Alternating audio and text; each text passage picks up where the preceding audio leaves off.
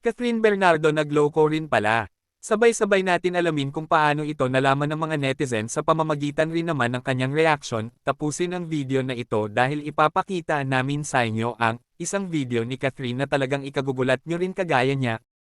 Huwag mag-skip ng video para wala kayong ma-miss na part, at syempre huwag kakalimutan na mag-subscribe para lagi kayong updated sa mga trend.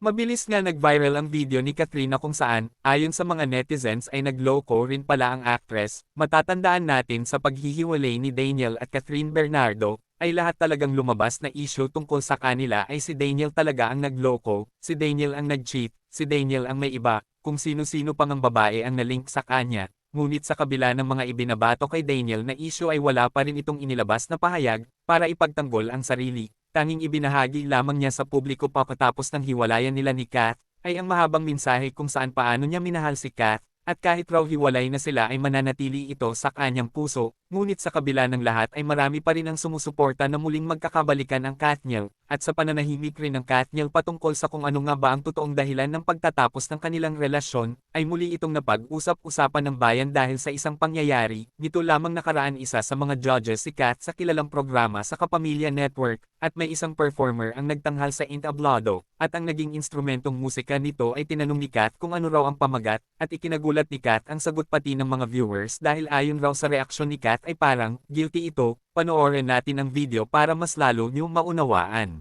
Sorry, anong title nun? Nagloko ka rin naman. Sa video na ito ni Catherine ay talagang marami ang nag-react, kaya talagang nag-viral ito, ayon sa mga netizens bakit parang tinamaan raw si Kath. Alam mo sinong pinaka-loyal? Yung aso ko, si Summer.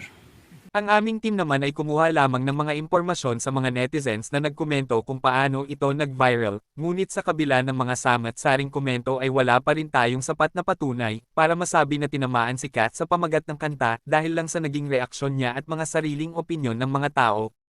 Kayo, anong masasabi nyo tungkol dito? Magkomento lamang sa comment section at huwag kakalimutan na mag-subscribe. Maraming salamat!